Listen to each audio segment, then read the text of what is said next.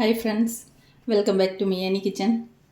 ഞാനിന്നിപ്പോൾ ഇവിടെ ഒരു മുട്ടക്കറിയാണ് ഉണ്ടാക്കാൻ പോകുന്നത്. അത് നോർമൽ മുട്ടക്കറിയല്ല, ഒരു അഫ്ഗാനി എഗ് കറി. അപ്പോൾ അപ്പം ഉണ്ടാക്കാൻ വേണ്ടിയിട്ട് മാവൊക്കെ അരച്ച് വെച്ചിട്ടുണ്ട്. മാവൊക്കെ നല്ലതുപോലെ പൊങ്ങി വന്നു. അപ്പോൾ അപ്പത്തിന് വേണ്ടിയിട്ട് ഒരു മുട്ടക്കറി ഉണ്ടാക്കാം. അതിന് വേണ്ടിയിട്ട് ആദ്യം നമുക്കൊരു 3 മുട്ട പുഴുങ്ങിയെടുക്കാം.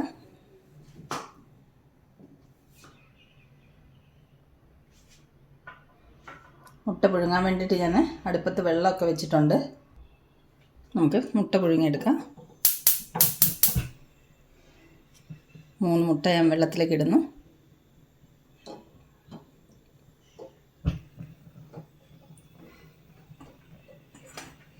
ഇതിലേക്ക് നമുക്ക് ഒരു കഷ്ണം നാരങ്ങ ഇട്ട് കൊടുക്കാം. മുട്ട പൊട്ടാതിരിക്കാൻ വേണ്ടിയിട്ടാണ്. അത് തന്നെയല്ല, മുട്ട പുഴുങ്ങി കഴിയുമ്പോൾ തോടൊക്കെ പൊളിച്ചെടുക്കാൻ വേണ്ടിയിട്ട് ഈസി ആയിട്ട് മുട്ടയിൽ ഒട്ടിപ്പിടിക്കാതെ തോട് നമുക്ക് പൊളിച്ചെടുക്കാൻ പറ്റും.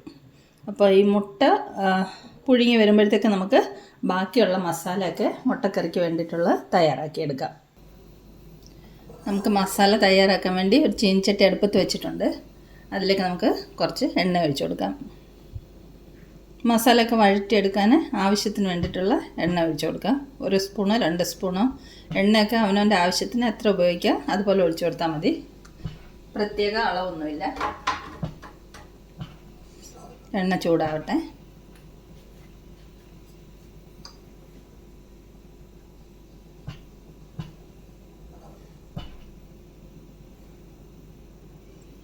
നമ്മൾ മുട്ട ഇവിടെ പുഴുങ്ങാൻ വെച്ചിട്ടുണ്ട്. അത് റെഡി ആയിക്കൊണ്ടിരിക്കുന്നു.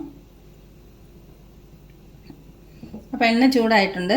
അതിലേക്കൊരു 4-5 അല്ലി വെളുത്തുള്ളി, 3 പച്ചമുളക്, 1 കഷ്ണം ഇഞ്ചി, ഇതൊന്ന് അരിഞ്ഞത് ഇതിലേക്ക് ഇട്ട് കൊടുക്കാം.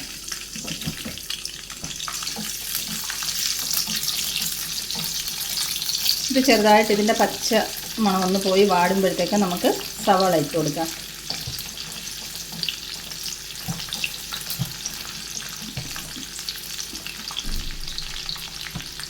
ഇതിലേക്ക് നമുക്ക് സവാള അരിഞ്ഞ് വെച്ചത് ഇട്ട് കൊടുക്കാം. ഞാനൊരു 2 ചെറിയ സവാളയാണ് എടുത്തിരിക്കുന്നത്. അത് സ്ലൈസായി അരിഞ്ഞത്.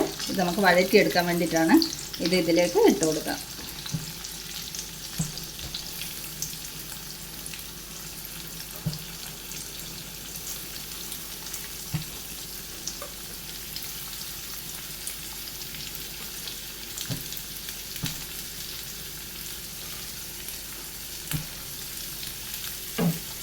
ഇതെല്ലാം നല്ലതുപോലെ നമുക്ക് വഴറ്റി എടുത്തുകൊണ്ട് വരാം.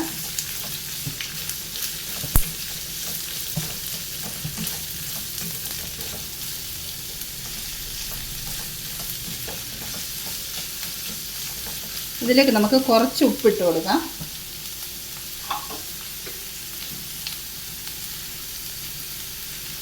ബാക്കി ഉപ്പ് നമുക്ക് പിന്നീട് കറിയിൽ ആഡ് ചെയ്ത് കൊടുക്കാം.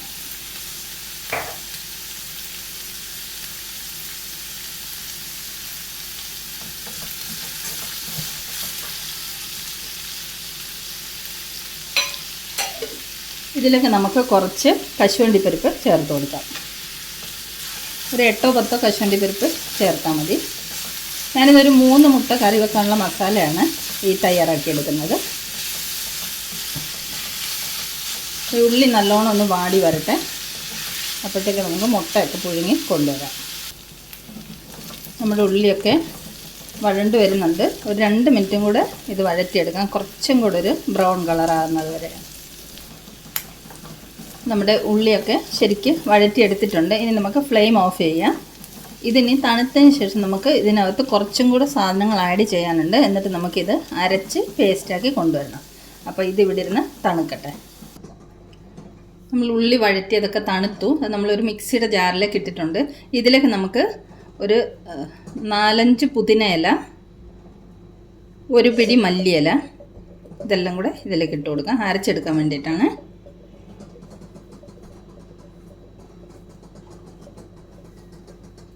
ഇനി നമുക്കിതിലേക്കൊരു 2 സ്പൂണ് തൈര് ഒഴിച്ചു കൊടുക്കാം.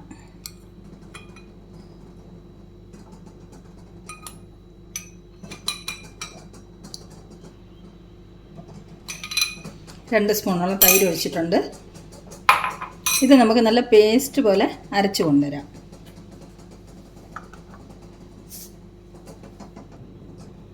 നമ്മുടെ അരപ്പ് നല്ലതുപോലെ പേസ്റ്റ് രൂപത്തിൽ അരച്ച് കൊണ്ടുവന്നിട്ടുണ്ട്. ഇനി നമുക്ക് മുട്ട പുഴുങ്ങിയത് തോടൊക്കെ പൊളിച്ച് കൊണ്ടുവരാം.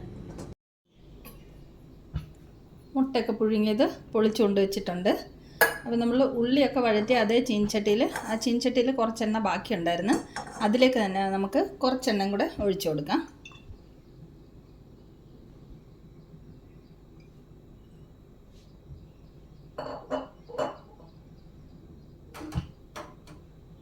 എണ്ണ ചൂടാവട്ടെ.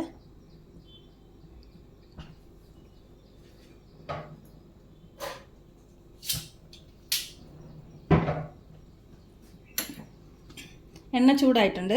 ഇതിലേക്ക് നമുക്ക് ഒരു കഷ്ണം കറുവപ്പട്ട, ഒരു വലിയ ഏലക്ക, ഒരു കഷ്ണം തക്കോലം ഇതിട്ട് കൊടുക്കാം. ഇളക്കി കൊടുക്കാം.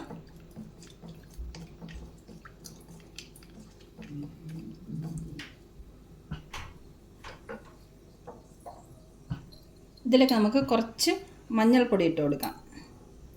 ഒരു 1/4 സ്പൂണോളം മഞ്ഞൾപ്പൊടി,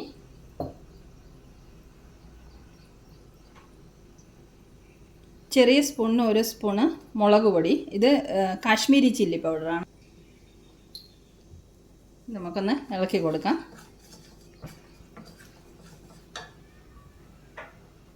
കുറച്ച് ഉപ്പിട്ട് കൊടുക്കാം.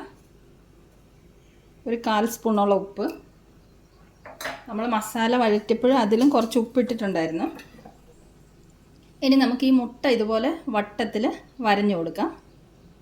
എല്ലാ സൈഡിൽ നിന്ന് ഇതുപോലെ വട്ടത്തിൽ വരഞ്ഞിട്ട് നമുക്ക് ഈ മുളകിലേക്ക് ഇട്ട് കൊടുക്കാം.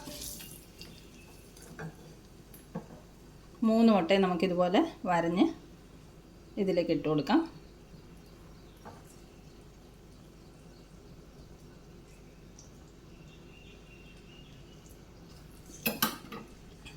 ഇത് നമുക്ക് ഈ മുളകിൽ എണ്ണയിലൊക്കെ ഇട്ടൊന്ന് വഴറ്റിയെടുക്കാം.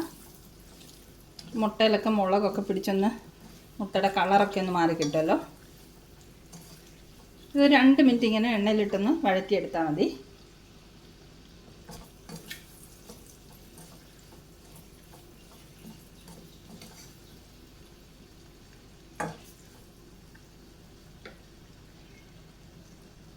ഇതിനെ നമുക്ക് കോരി മാറ്റിയെടുക്കാം. 2 മിനിറ്റ് ആയിട്ടുണ്ട്. നമുക്കിത് കോരി മാറ്റിയെടുക്കാം. മുട്ട മാത്രം.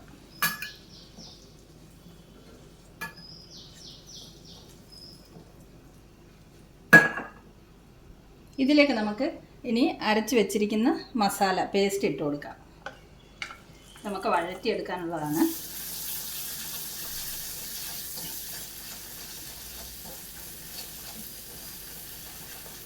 നല്ലതുപോലെ വഴറ്റിയെടുക്കാം.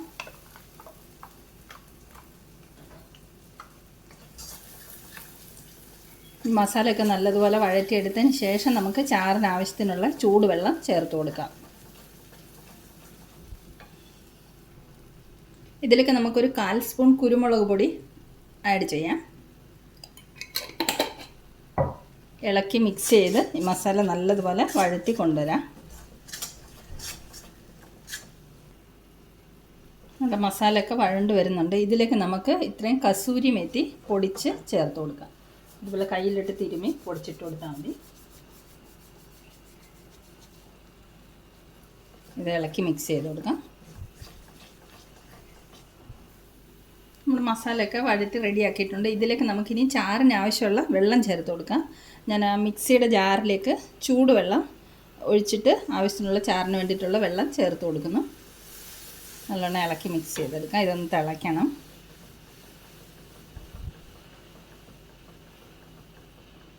കുറച്ചും കൂടെ വെള്ളം ചേർത്ത് കൊടുക്കാം. എത്ര ചാറ് വേണം അതിനനുസരിച്ചുള്ള ചൂടുവെള്ളം ചേർക്കാവുള്ളൂ. തണുത്ത വെള്ളം ഒരിക്കലും ചേർത്ത് കൊടുക്കരുത്. ഇളക്കി നല്ലതുപോലെ മിക്സ് ചെയ്യുക.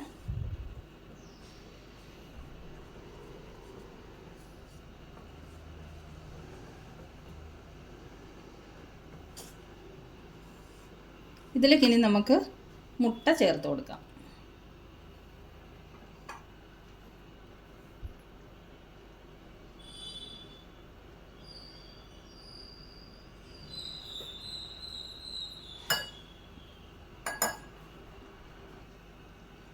ഒന്ന് പതുക്കെ ഒന്ന് ഇളക്കി കൊടുക്കാം. മുട്ടയുടെ മുകളിലേക്ക് ഈ മസാലയൊക്കെ ഒന്ന് കോരി ഒഴിച്ച് ഇതുപോലെ ചെയ്ത് കൊടുക്കാം. ഇനി ഒരു 2 മിനിറ്റ് നമുക്കിത് അടച്ച് വെച്ച് കുക്ക് ചെയ്യണം. മസാല അരപ്പൊക്കെ ഒന്ന് മുട്ടയിൽ പിടിച്ചു വരാൻ വേണ്ടിയിട്ട് ഒരു 2 മിനിറ്റ്സ് ലോ ഫ്ലെയിമിൽ നമുക്കത് അടച്ച് വെച്ച് കുക്ക് ചെയ്യാം. ഒരു 2 മിനിറ്റ്സ് ആയിട്ടുണ്ട്. നമുക്കിത് തുറന്ന് നോക്കാം. നല്ലതുപോലെ കറി തിളച്ച് വന്നിട്ടുണ്ട്. കുറുകിയ ഗ്രേവിയൊക്കെ ആയിട്ട് വന്നിട്ടുണ്ട്. ഇനി നമുക്ക് ഫ്ലെയിം ഓഫ് ചെയ്യാം. ഇനി ഇതിലേക്ക് നമുക്ക് കുറച്ച് ഫ്രഷ് ക്രീം ആഡ് ചെയ്ത് കൊടുക്കാം. ഇത് ഓപ്ഷണലാണ്. നിങ്ങളുടെ കയ്യിലുണ്ടെങ്കിൽ മാത്രം കൊടുത്താൽ മതി. ഇല്ലെങ്കിൽ ഫ്രഷ് ക്രീം ഇല്ലെങ്കിലും കുഴപ്പമൊന്നുമില്ല. ഇതും കൂടെ ഒന്ന് മിക്സ് ചെയ്ത് കൊടുക്കാം. അത് ആ ചൂട് ഗ്രേവിയിൽ കിടന്ന് മെൽട്ടായിക്കോളും. ഫ്രഷ് ക്രീമും കൂടെ ചേർത്താൽ നല്ലൊരു ടേസ്റ്റാണ്. ഇനി നമുക്കിതിലേക്ക് അരിഞ്ഞു വെച്ചിരിക്കുന്ന മല്ലിയില ആഡ് ചെയ്ത് കൊടുക്കാം.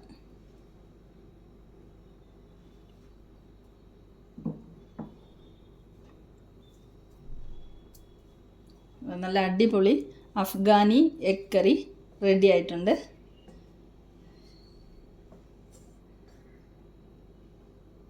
ഉപ്പ് നോക്കട്ടെ. ഉപ്പ് കുറച്ച് കുറവാണ്. ഞാനൊരു കുറച്ച് ഉപ്പും കൂടെ ചേർക്കാൻ പോവാം. ഒരു 1/4 സ്പൂണോളം ഉപ്പും കൂടെ ചേർക്കുന്നുണ്ട്. അത് മതി. ഉപ്പൊന്ന് ഇളക്കി മിക്സ് ചെയ്ത് കൊടുക്കാം. നമ്മുടെ അടിപൊളി എഗ് കറി ഇവിടെ റെഡി ആയിട്ടുണ്ട്. ഇനി നമുക്ക് അപ്പം കൂടെ റെഡിയാക്കിയിട്ട് മുട്ടക്കറിയുടെ കൂടെ കഴിക്കണം. നമുക്കിനി എഗ് കറിയുടെ കൂടെ കഴിക്കാനുള്ള അപ്പം കൂടെ ചുട്ടെടുക്കാം.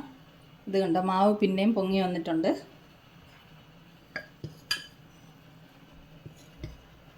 ഒരു തവി ഒഴിച്ചു കൊടുക്കാം.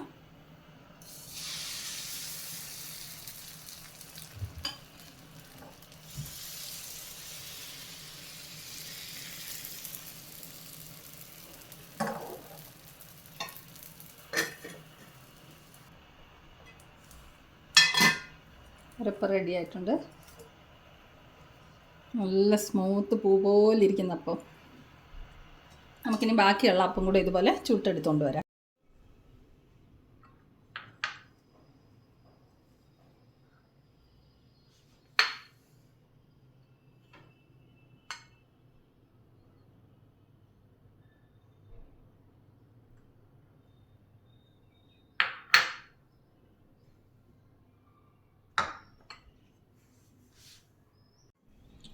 നമ്മുടെ അഫ്ഗാനി എഗ് കറി ഇവിടെ റെഡി ആയിട്ടുണ്ട്.